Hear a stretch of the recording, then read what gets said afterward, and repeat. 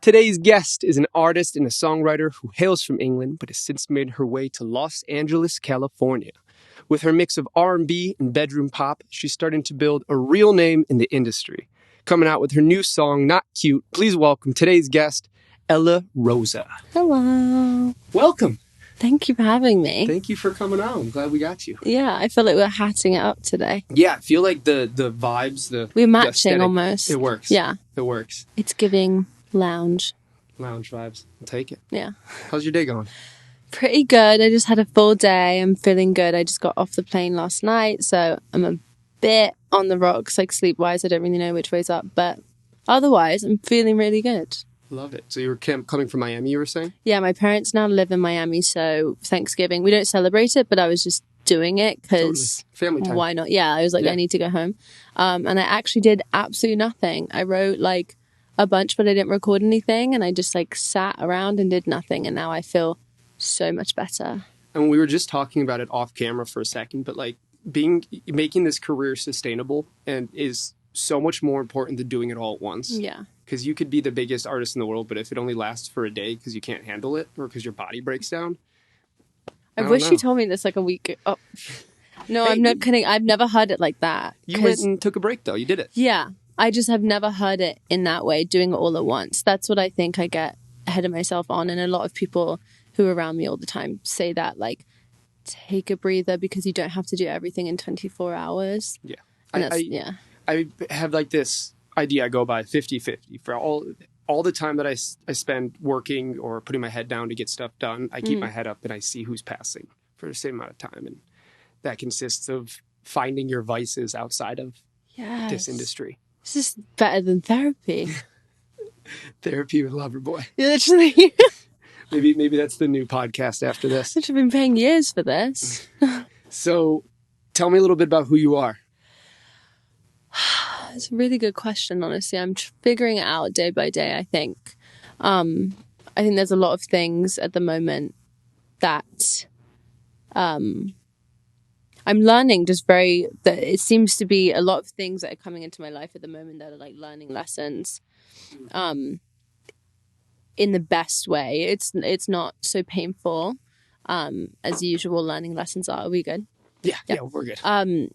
Yeah, it's not as painful as usual learning lessons are, but I think I'm having almost like a coming of age right now, and giving less of a F and doing more what I want, kind of. And I think that is showing in a lot of my music. There's music that I'm making, obviously, for like, sync and licensing and stuff. Totally. I have to make that type of music. I have to make a living. Yeah. But my artist project, I take like seriously in the sense that I'm making music that I am really, really proud of. And it's weird because I think I was making music, like what you said, you don't have to do everything so quickly. I think I was making music just to prove to people that like I am doing something, like I'm not just sitting around in the studio not releasing music.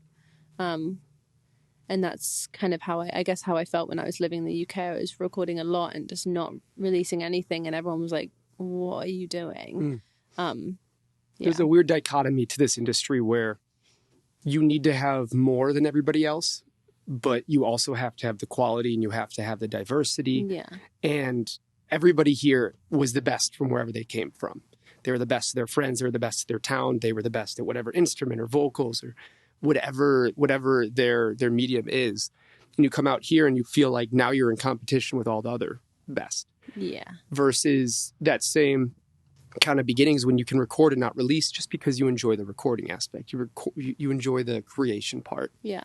And I think it's a lot to be said about being in LA. There's a lot of people who kind of are here just to like, be famous, do the whole scene thing. And that is completely fine. Like, I honestly think there's a rhyme and reason for that. Totally. But I will say, like, to your point of like trying to do everything the best, I think like myself, I've been teaching myself a lot, like through books and through art and all that, like staying completely unique to yourself, so cliche, but really staying like as unique as possible to your story, to where you came from, to the people that you surround yourself with, that is the thing. That's your fingerprint. That will make you the most unique.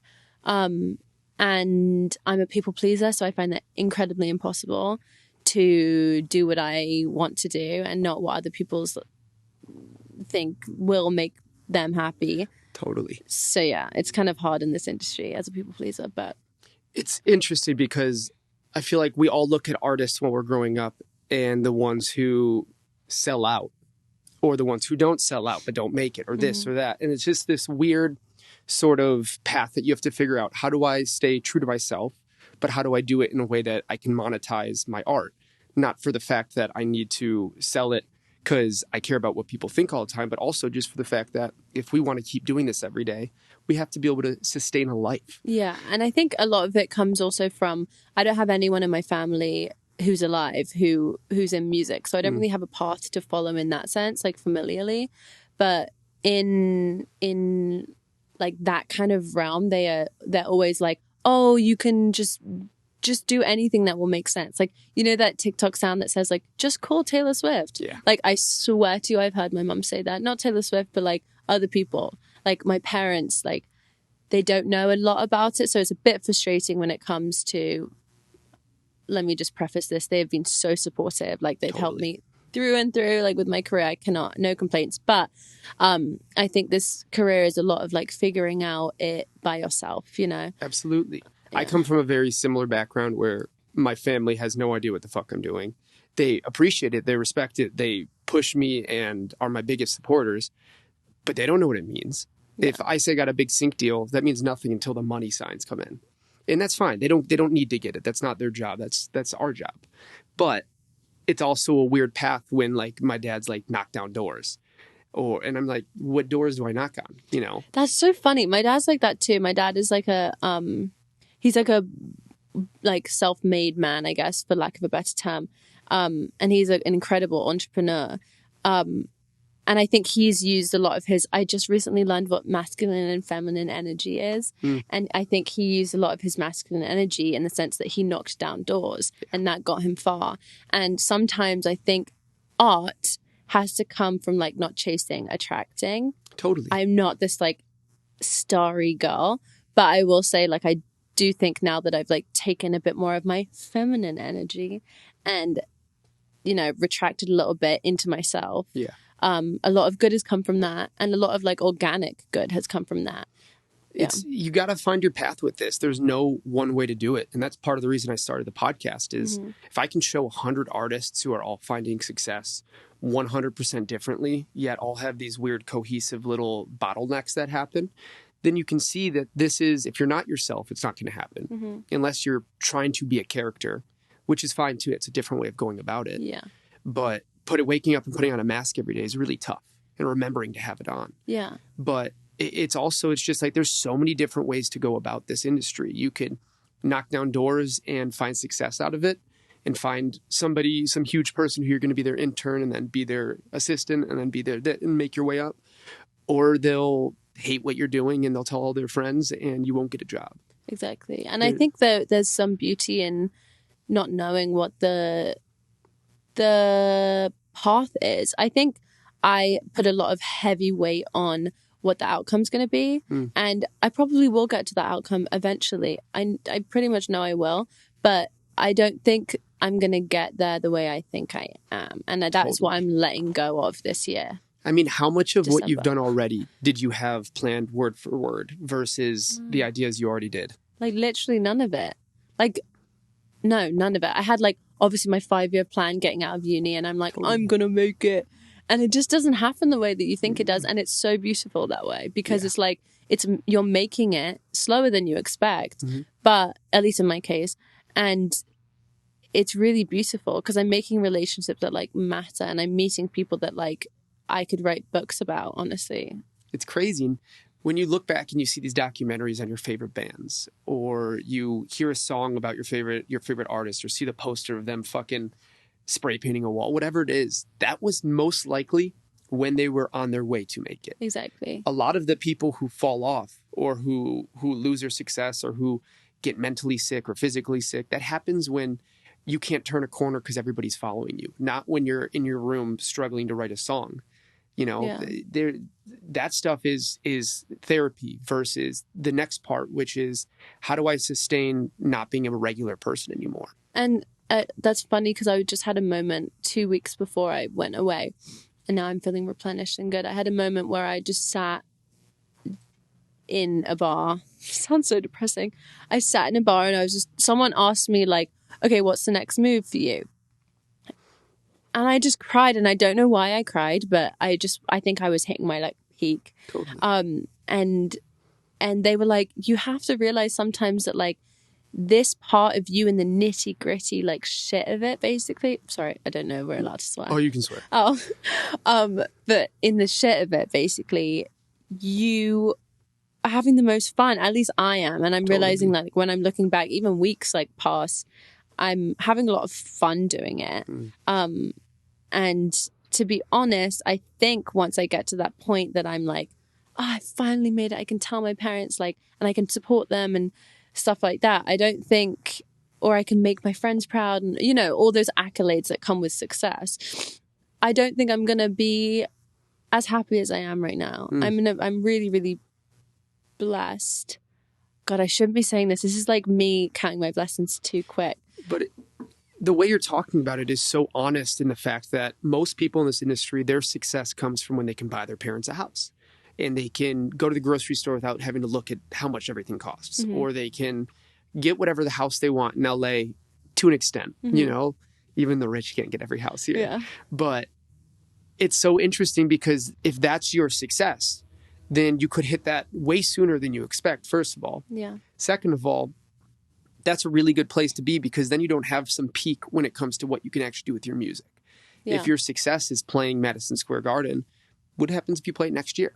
Exactly. Are you just done? Are you going to not enjoy life? Yeah. You know, and with those new successes that you're talking about and the things that make it, that's true happiness. You get to help the people that helped you along the way. Yeah. And so many people who are saying they want to, their only goal is to hit 1 million on a song or get a Billboard chart or whatever it is, that gives yourself a cap that is a little too obtainable to enjoy this forever. Yeah.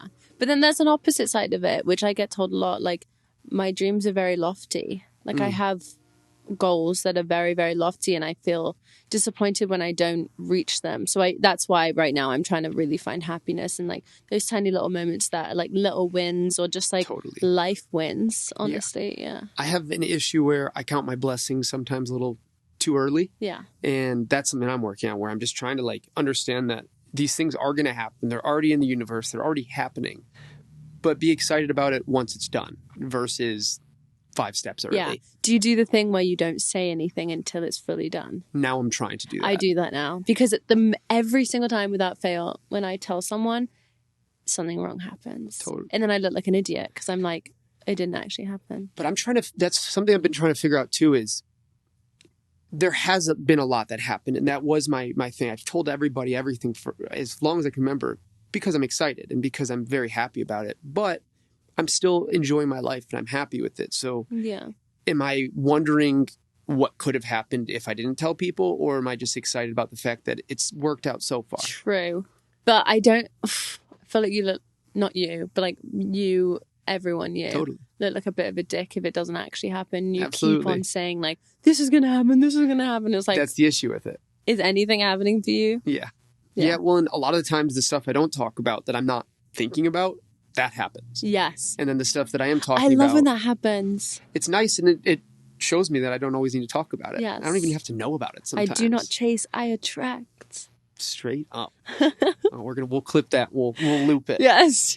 So tell me a little bit about how you started. Did you start once you moved to New York when you were 11 or in England? I think because of all the like stress of moving, I found my love for music. I really didn't have a lot in terms of like I moved to a new city and I didn't really know anyone. So I was like, okay, what can I bring over that I've always been in love with? And it's always been music. So I think I just made a TikTok about the songs that I made when I was like 11, when I was literally like on the plane moving. and they are so, I didn't even spell the words right. Like I didn't even like have the effort to spell the words right. Anyway, the music was bad, but nonetheless I was writing when I was like pretty young. 11's really young to be writing. Yeah, but it was bad. But let's say you have to write your 1,000 bad songs before you write your first good one. Yeah, true. You either start when you're 11 and you finish that by 18. You're right, yeah. Or you start at 18 and you finish it by 30. You're right. I don't think those numbers added up. Yeah, I don't think so either, but I loved this incentive. So you moved to New York. Where in New York did you move? I moved to the East Side. The East Side. Yeah. And how like far after that were you writing with other people or showing people what you were doing? So I was never actually saying that. I guess I was writing with people when I was like 15. Okay. So I started working with I started in the EDM world, which is kind of random. Me too. Oh, that's so cool. Yeah. Then when like dubstep was coming around. Oh yeah, I played shows with Carnage and Corolla and all these people. That was my past life. Okay, yeah. I feel like it was a different it's what? That music, like the old EDM, the Swedish House Mafia, the Skrillex, the Dr. P, all these people, that's fucking vintage music. It feels like it almost. Well, I was like performing with all those people at like those kind of, you know, venues like Corolla and all them, like Highlight Ballroom and Webster Hall, like those at 15. And we were reminiscing when I was in New York a week ago. We were reminiscing and I was like remembering the time I went to a club and I was performing and I was 16. Very illegal. Crazy. I did the same thing. Yeah, and I literally had braces. Like I had full-on braces. And I was like, let me in. Like I'm performing. And they were like, we don't care. Like literally like. Just too young. They didn't care. But I ended up performing. But it was just so funny. Like that time in my life was like, felt like a different one. Anyway, that was the way that I got into writing and stuff like that. And then I kind of didn't find my feet until I recorded for like 3 years straight in the UK. And then I was like, I'm going to come to LA for a week and see what happens. And I booked a session twice a day, every day. Wow. And I wrote, and then I was like, oh, I think I actually like kind of like the singer-songwriter genre. I didn't even know that was a genre. Totally. And I guess it was falling more into the R&B realm, and I just kind of like slipped into it. But dance music is kind of how I've always known modern music. Yeah, that was sort of the highway to get here. Yes. So when you say R&B, what side of that? What are kind of the impetus? What are the I think like what are you listening to?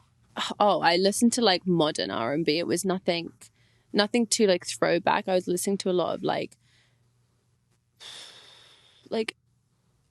Umi, I guess you could call R&B. Like a lot of like I love jazz. Like jazz is I listen to jazz every day. Like that's kind of where my bread and butter of music is, at least, or like the music that I listen to is.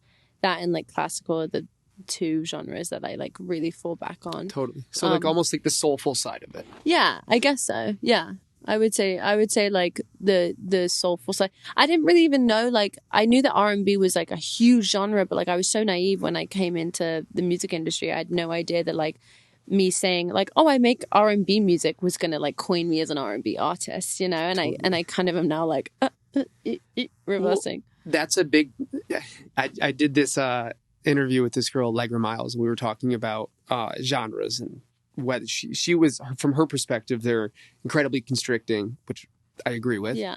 I think they have utility when it comes to a listener, but I think for an artist, they're ridiculously constricting, especially from the label standpoint or whatever. That's a whole different thing.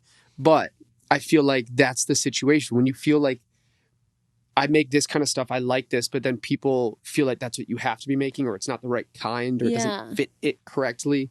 That's when it becomes an issue, and it's not freeing. And I have like so much music at the moment that I have just in the, you know, the archives, and I'm like, I should probably be releasing all that, because it's all, in my opinion, and to the people that I've played it to, like it's all good music, but I'm so afraid that it's not going to fit into like what I'm, like the brand that I'm giving off at the moment.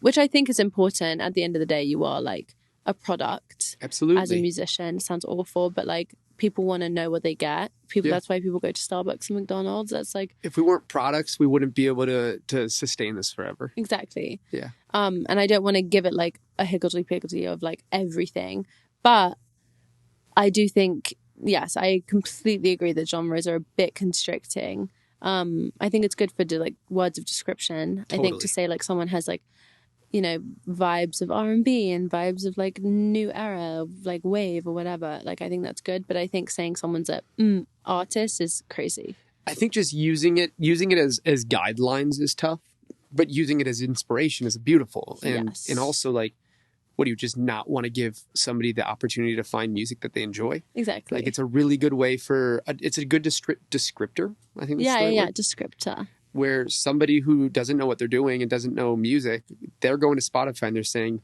I want a new pop song. What kind of pop? I want a new bedroom pop song. Yeah. I'm going to go, and then they find you. And great, Exactly. maybe they wouldn't have found you through that same path before. And that's why, like, I love having these trips away, because sometimes, like, and when I'm speaking to people who are not in the music industry, it's nice to see it from a bird's eye view. Like, that's what my friend was saying. She was like, why didn't you just release all of it? And I was like, honey, you don't understand. But she had a point. Like, why don't I release it? Well, if you go show somebody if I show my parents right now a song and a demo, the demo's recorded on an SM7B and the song's recorded on a $30,000 251. Yes. They're going to say, what's the difference? They don't fucking know. Yeah. They don't care. Yeah. If one of them's EQ differently, they don't know. No. They want a good song. If the song sucks behind it, they're not going to enjoy it, no yeah. matter how polished it is. That's so funny. That's so true. Like, my parents were listening to it. Literally, they were listening to a demo that I made like in an hour. Like, actually, I had an hour to make it. I just did it. It was like almost voice notey. I did it on a USB mic. Yeah. That's how bad it was. And my mom was like, did the whole like, why don't you just call Taylor Swift? She'd love this. And I'm like, huh? Would love to call Taylor Swift. Yeah. That'd be phenomenal. It's weird. So it's a weird dichotomy where you have to kind of, a lot of people won't understand what you're doing until it hits the radio or hits a certain playlist that makes them understand where you're at. Yeah. It's and like, to be fair, as a listener and as an audience member, they don't owe me shit. Like, I should be as polished, as put together, as understandable as possible. If I show up and I'm like, I'm kind of this and I'm also this, but like almost a tiny bit, like, people are going to be like, I don't have time for you, girl. Like, do what you need to do and get off stage. Absolutely. And well, when you go to a meeting for a label, they don't care. They don't want to hear if it's a demo or not. They want to understand that no matter what, it's the best version of whatever you have already. They're not asking questions. They're either going to like it or they don't. Yeah. So, but it's sometimes I have to remind myself, I have to think of like the dude who fixes my air conditioning. I don't fucking know what he's doing. Yeah. He could do nothing. It might make me feel like the world's changed. Yeah. But that's what we're doing. We're doing something that most of the world does not understand. Yeah. But they consume. Yeah. And that's fine. Yeah. It's like catching emotion in a bottle, which is impossible sometimes. But it's still something we're going to run around the room trying to do. We're going to try and do that. Yeah. So you're coming out with a new song soon. Yeah. Can you tell me a little bit about it? On Friday. This Friday? This Friday, yeah, the 2nd. So this is, maybe I have one for this week, but maybe next weekend. So next Wednesday. Yeah. So last Friday, your song came out.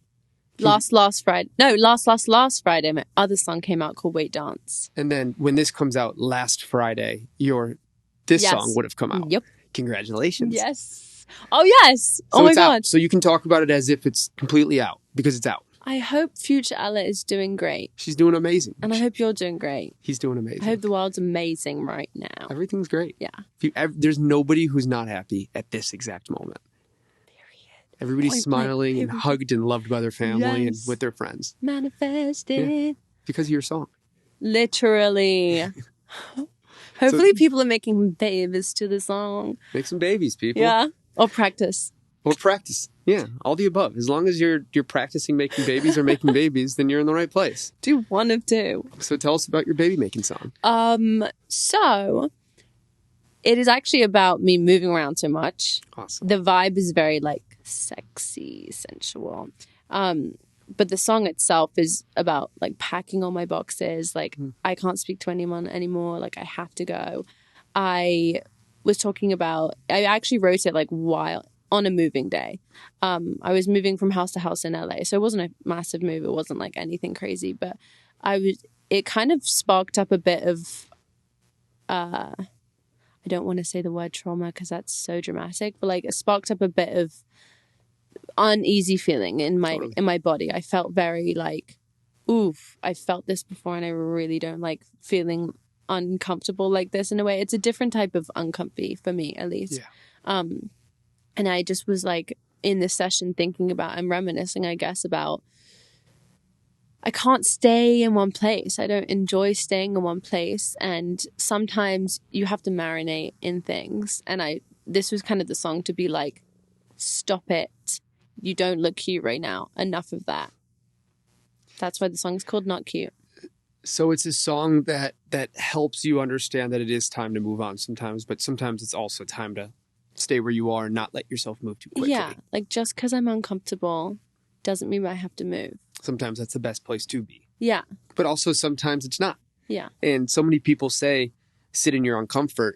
And I agree a lot of the time. But sometimes you do need change in order for that to become accessible. Yeah, I agree. And I think a lot of the time what I've been taught in my life is I've been forced to move to a lot of different places, based on either like just family moving, or like now that I'm an adult or trying to be, it's more like I have to move because of my career. Totally. And that's fine, but it does feel a bit like, hurried along. Yeah. And now I'm just trying to make a life in LA. And I think this song for me was at least like, it was supposed to be soothing audibly because I wanted to soothe myself in that moment. I wanted to feel like it's all right. Like you're not always going to be not flustered. And I felt in that moment really, really flustered. And I think it was a bit of a slap on the wrist or in the face to be like, stop your whining, suffocate anything that you're feeling right now, and just like sit there. And it sounds awful to say that to yourself. You should be more, soft. But I just felt in that moment that I was like moving around so much that I was just like, enough of it, Do you think that you've gotten to the point because of all the moving where no matter where you're moving, it's just associated with this feeling of next versus continuing what you're already doing, what you're doing now? Yeah. Moving in LA, luckily you get to continue.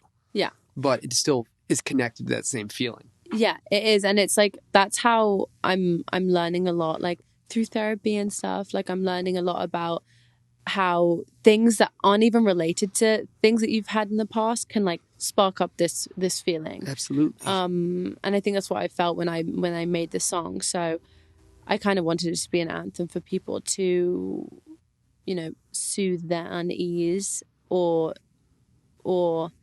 kind of like a "it's okay, girly" type song, or boy-y. There's nothing more useful than advice coming from somebody who's lived it, who lived the feeling over and over. And clearly you've moved and you've moved and you moved, and it's not just moving town to town. You've made some really big moves in your life. And I feel like you talking about that from your perspective is genuine and can actually help people who are new to this situation or in a very similar space. Yeah. Versus me, who I've moved a lot, but nothing outside of from Michigan to here. I've never really had something as life-altering as England to America or New York to LA. Yeah. And I think that's super helpful. And I think there's probably going to be a lot of people out there who can find solace in your situation. And of course, there's going to be anxiety and stress built into the situation. It's impossible for it not to be. But now they have this roadmap that they can understand that somebody else is going through this and has been through it, and they're doing okay. Yeah. I at least hope it's like a moving, breakup song. You're breaking up from the past life and going into something a bit more sick. But that could also be implicated into regular daily life that isn't just moving. It's that feeling of when you're in your bed and you're depressed or sad or whatever the inclination is, and you can't move from your bed to continue your life. And maybe you need that little push to know that it's okay to get out. And whether it feels good or not, it's necessary. Exactly. I think that's probably why I did it in that moment, because I was so frustrated with my kind of mope. I felt like very mopey in that moment. Totally. Which is human. Yeah, it is. Yeah. It's so human. And I feel like if nothing else, if you didn't feel that way, it'd be a little odd. Then maybe you didn't enjoy your situation before enough. Yeah, exactly. What do you think moving to LA has done for you, for your music? Has it given you a perspective of I need this to work and I'm willing to do whatever it takes to get there? Or does it feel like you're kind of here and it's just going to happen around you? No, I feel like it's a bit of both, honestly. Like what you said at the beginning, when everyone's like the best at what they do here. Mm-hmm. I do feel like that. I feel like England taught me a lot about how to be, you know, no pride, like busking, like go on the street and like just sing and just do it as much as you can. And I, you know, I got my chops there, and then New York taught me how to be hard and like don't take shit from nobody. And then LA kind of taught me how to be a professional. Like I really can't I'm an adult now. Like I have to start doing it. Like no one has the time to push me to do it. Not my mom, not my dad, like not my best friends, no one. Like I have to do it myself. So it is a bit of like, I have to make it work. And then it also is like, I have these, like today something really magical happened and I didn't even push for it. Like there's a lot of things that happen when you're on the pitch, I guess. What do American, how do you say, what's like the football field? Like you have to be. Oh, when you're on the field. Yeah, like to win. Or you're playing the game. Yes. You have to be able. Sometimes when you're not thinking about where you're going, you end up finding yourself going the right direction. It's like when you're driving and you're in LA and you're stuck in traffic and you realize you've gone 5 miles, but you don't remember it. Yes. But you do remember the chorus from the new song that you heard 3 minutes ago. Yeah. It's just like the things you're paying attention to don't always shine as bright as you'd like them to. Exactly. But sometimes the things that you're passing have the biggest, brightest lights. Yeah. It's weird. And we were talking about this before and the sustainability of all this. And is there anything that you do to kind of keep that sustainability? Is there a way that you get out of LA or something that you implement into your life? I work out a lot. Huge. I'm training for a marathon in January. That's incredible. It's going okay, like solidly okay. Most people will never train for a marathon. I know. My a lot of my friends and people around me are like, oh, you don't need to. I'm like, if I don't, I'm just, and also like, why not? I kind of just want like a goal. Like I kind of just like a fitness goal to be like, I want to run this amount of miles. And like it'll make you so healthy and keep you, and like, I think that being in this industry, we're all very similar. We're having a goal, having this almost very tough to unobtainable to many goal is the best thing to get us to go harder. Exactly. Gives us fuel. And I think that it also links me a lot with the way that I see work. Like I have these, like my massive goals is the massive race that I'm going to be doing in January.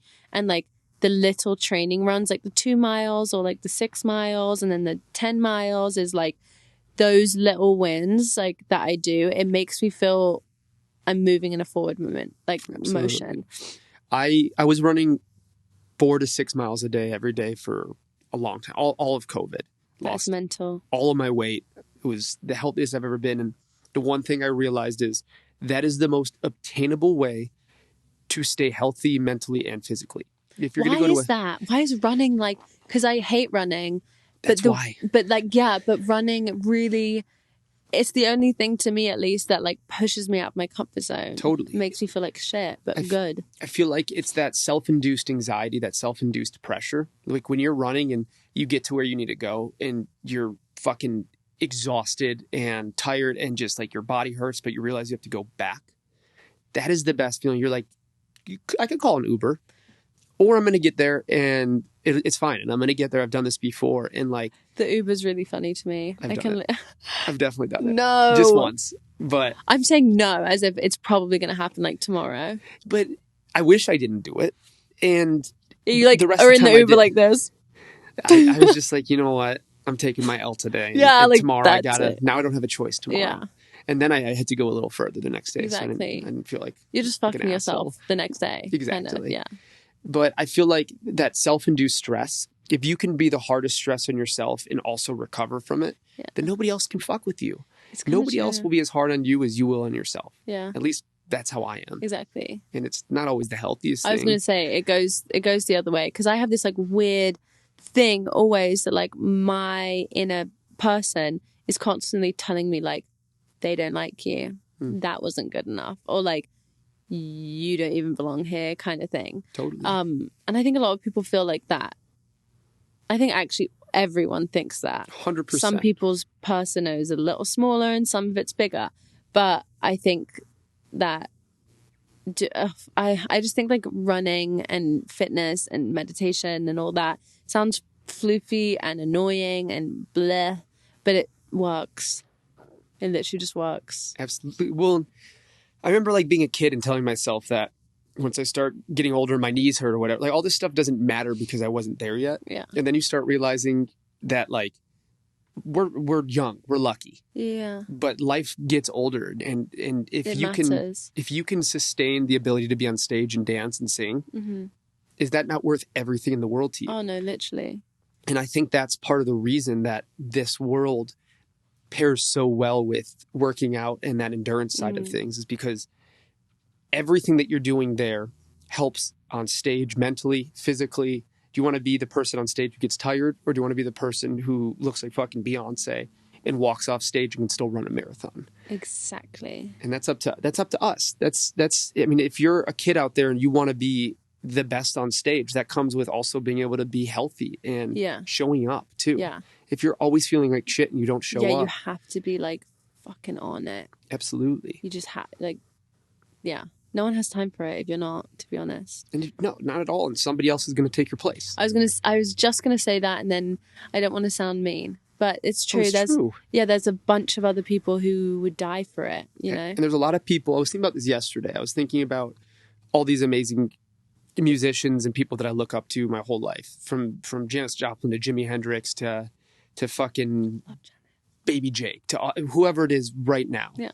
And you think of all the people that could have been there and had the talent, but didn't have the few other resources, whether it's not their fault and it's the stability part of it and just didn't have the opportunities that I know I'm very lucky to have, or it's the mental side or the physical side. And they were not the person who showed up. Maybe they were better, but they didn't show up. Exactly. And that's why when I was working with a band, that was the first thing I said when I was like auditioning people. I was saying, I don't, like, most of the people who pulled through were very, very talented. So I didn't really have to be like, oh, you have to shape up a bit. Everyone was very, very good. So at the end of the day, I was like, I don't really care what solos you can do. That's sick. But like reliability is huge. All of it. Huge. Yeah. And that's also tough in this industry because it's also a lot of people who are very connected with their emotions, sometimes too much. I'm a very anxious person. Same. And sometimes you have to be the person who can walk in the room and pretend you're not until you're not. Yeah. It doesn't always last. Yeah. But if you can trick yourself, you can probably trick everybody else for the 30 seconds it takes to feel comfortable. I think it's like that, like through osmosis, if you smile a lot, you may become a bit happier. Absolutely. I think so. Someone's going to come for me for that. I know it. But it's true. And I think if somebody comes for you for that, then maybe they need to smile a little bit more. Yeah. So I don't know if you can be mad at somebody for being happy or at least trying to. Exactly. I think can I take more. my jacket off? Let's see if I can sit elegantly with this skirt on. I definitely have a hole at the bottom of my pants, so I'm doing the same thing. Yeah. Okay. Like a skirt by proxy. Yeah. Okay. That's badass. Where'd you get that? House of Sunny in New York. Badass. Sponsor me. So is a lot of the way you dress 70s inspired? No. Recently, my bestie from England had a jacket like this one, like a Penny Lane jacket, and I was like, oh, I need it. So I found one on the street, like on a rack. Just laying on the road. I have to stop saying that. I've said that like 6 times, and everyone's like, "You stole it." Like, yeah, and what? Well, I was just thinking, just like an old jacket laying on the street. That would have been iconic, but That'd been a sick find. That would have been a sick find. Yeah. But it's in dry cleaning. Yeah, it doesn't look gross. Yeah. It looks like it. It looks slay. Yeah, it looks slay. I've never used that word in that context. What would that be? A verb, an adjective? You're asking the wrong girl. Me too. I did not pay attention in school. So last Friday, your song came out. So weird, future me. Future you. Is there anything you want to say to your future self? You look good. Stop worrying about it. Fuck Stupid. yeah. You too, lover boy. And what's coming out next? What's the next move? So Christmas, but also my EP comes out in January, which I'm really, really excited That's about. so exciting. And I have a show at the Peppermint Club on the 18th of January, which I'm like Beautiful. just locked in today. Please, I'm very, very excited about that. It's the first time I'm going to be playing the EP, so it's the first time anyone will actually hear it through and through. And it's a completely different setup. I don't have a band this time. Solo. Yeah. Are you playing an instrument? I'm thinking about it. I'm like practicing a lot on the piano. Sick. And I'm getting better. Like performing wise, I can play piano fine, but it's like the performance side of it is like the scary because you're like, It's tough, and being there playing an instrument where you can't move like that, especially piano. yeah, I was just listening to this comedian today say the reason you walk around on stage is so nobody can expect where you are next. Because if you're not moving, it's very easy to look at your phone and understand where they are. You don't want to see what's going on. Oh my God. But if you're really fucking good and you got a phenomenal voice, then that's your movement. That's your vehicle. Exactly, you're right. But yeah, the EP comes. Shut up. The EP comes out in January. Very, very excited. It's called Anxious Attachment Style. Oh, that's sick. That's what I have. What do you have? Do you know? I actually don't even know if I have it, but I just like feel like I do. I don't have anxiety. Do you say? Anxious attachment style. Like, what's your attachment style? What does that mean? So, like, with lovers, sounded really like my mum. With like people that you're in love with, or friends, or acquaintances, do you get really attached to them and you're like, please don't leave me? Or do you get like avoidant attachment where you're like attached, but you're like, oh, I need to push them away before I get too crazy? I'd say more attached. Same. But I'm also really good at being alone. It's not like I've been with my girlfriend Elle for 7 years. Love you, Elle. She's the fucking best. And I think there's definitely been periods where it's changed. And at the beginning we were inseparable in a way that maybe wasn't healthy. Yeah. And then you get to a point when you're 7 years in where you know that they're home. You know that they're okay. 7 years, I just calculate. 7 years is insane. That's just insane. Like fully, you see how slow that worked?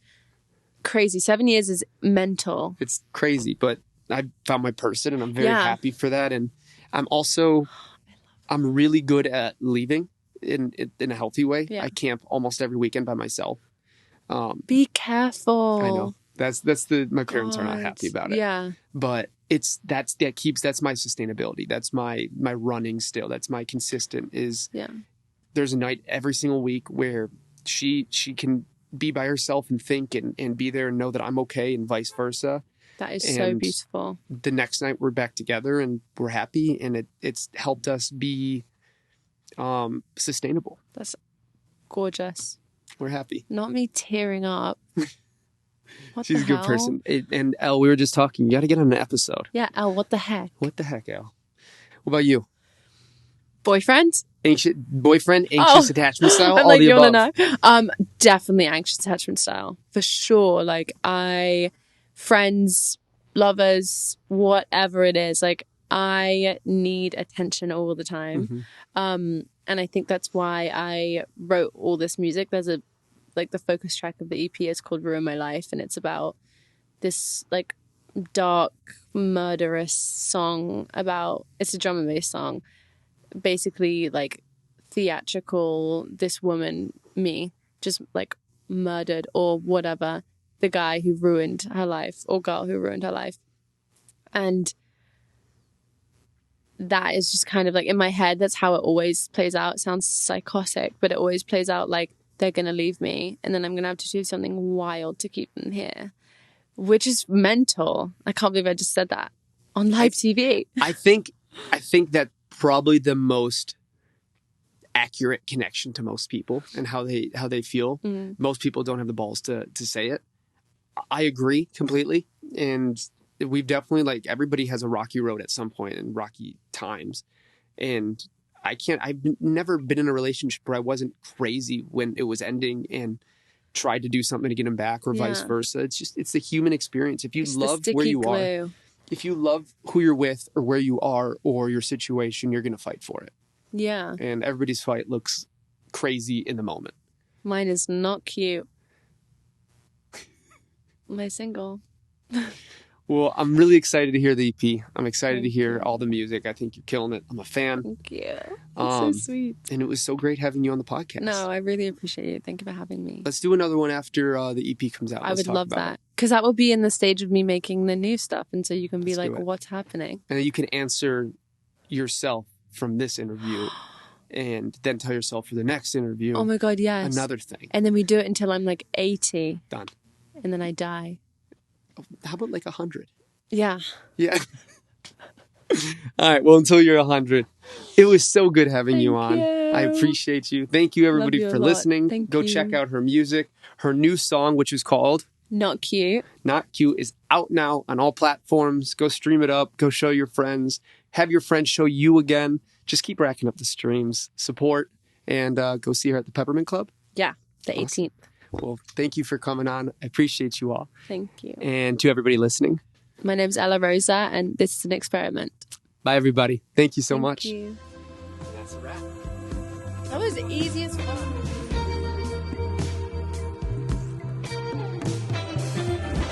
The experience is the experiment.